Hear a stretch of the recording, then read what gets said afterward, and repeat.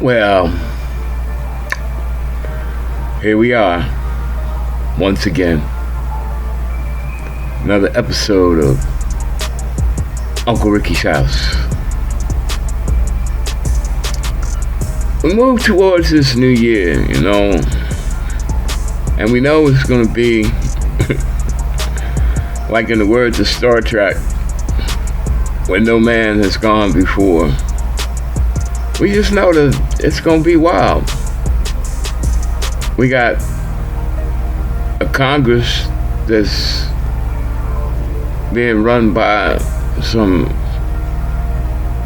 romper room rejects. They can't even decide who the class snitch is going to be. Poor Kevin McCarthy, he's kissed ass and sucked penis for years. And now he's right on the verge. And his own people don't want him. What a mental head trip that has to be. You've done every dirty deed in the name of every dirty head Republican that has come along in the last 10, 12 years to work your privileged white ass to the verge of success. And now the very fools that you helped create mayhem with are the ones that are going to keep you from reaching your dream. Because as crazy as your dumb ass is, they don't think you're maniacal enough. As spineless as you are, they don't think that you're spineless enough. Oh, the pain, Kevin, the pain. And then, you sold your soul not only to the devil, but to his handmaiden, Marjorie Taylor Greene. Why, Kevin? Why?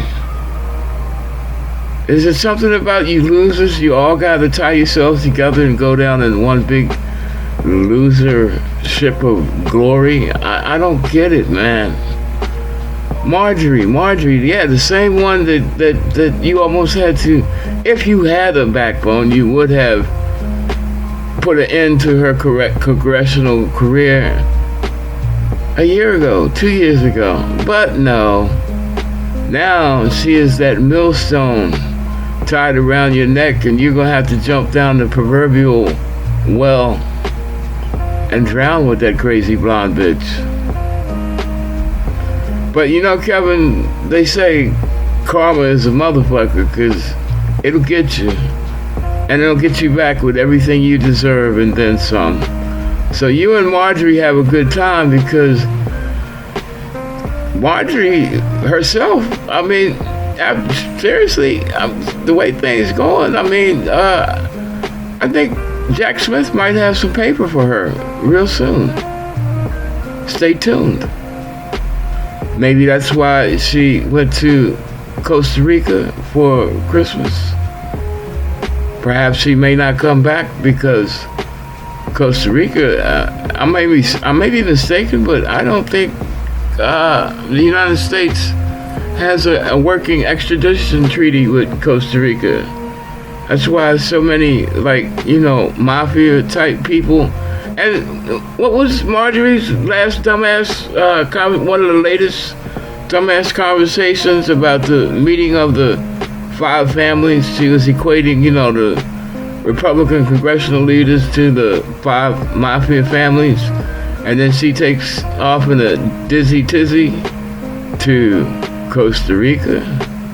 Meanwhile, back in D.C., Jack Smith is like, stay tuned, because if you're a Republican, you just might get a subpoena, but it's not political. Don't ever think it's political. But, just stand by, motherfuckers. And then we have that upstanding vestige of integrity, the incoming freshman congressman from New York, Mr. George Santos, Mr. George, I lied about every fucking thing that I came out of my mouth during my campaign, and y'all fools voted for me. And you the ones asking me, telling me that I should resign? I think not, motherfuckers. I'm gonna go and do what you elected me to do, and I screw your dumb asses over just like I screwed you over during the election, fools. Now, just like they talk about the, where the blame really lies during the Capitol riot, one says this, another says that, and this says that, and really when you look at it, it came down through so many layers that should have pulled, the emergency handle long before that shit happened, but none of them did, thinking that the other one would. Well, this is somewhat the same thing, because, first of all, this guy won as a totally fake-ass Republican. He even lied about being gay. He lied about being Jewish. He lied about the, righteous Republican financial firms to work for to give you that status quo. And he won in a predominantly Democratic voting area on Long Island. So the Democrats got nothing to be proud of. And plus, if they were really doing their job, if they really wanted their seat, they should have dug all this up about him when he came out of the box during the primary. They should have put him on blast then. But, considering the wicked-ass state of the Republican Party, win at all costs, putting him on blast may not have done any good, but it would have shown that somebody was doing their job,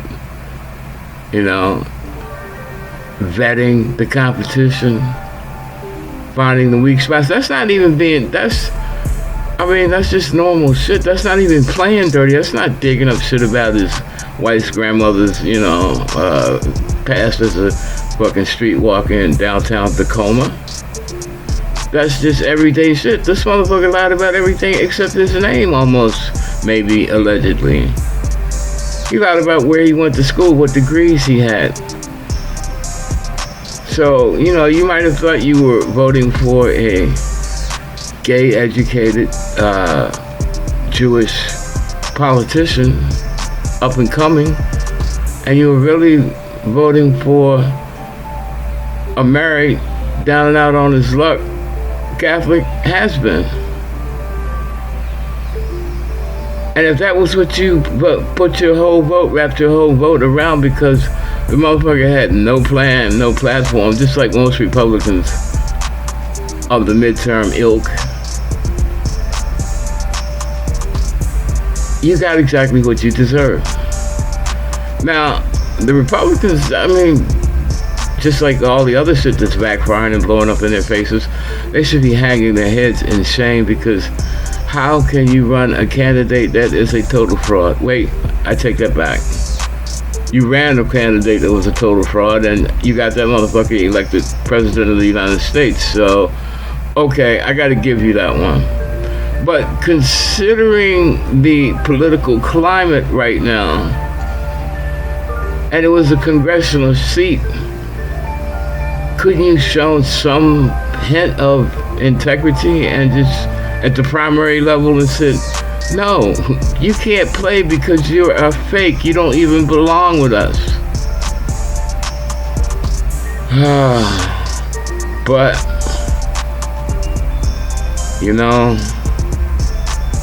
the Republicans are so wrapped up in the big lie, the party has become a lie, and liars are the party. So why not accept this guy? He's just going to be another member of the crazy train. He refuses to resign. And, legally, I don't even know if they have any legal, if there's a legal way to get him out of office. I guess there should be, but that doesn't mean that there has to be. But it's just a desperate state that one half of the political system in this basically two-party country has just sold its soul to power. Integrity be damned. As long as we run shit, as long as we are the rulers, we don't care how we get there. We don't care what we got to do to keep it.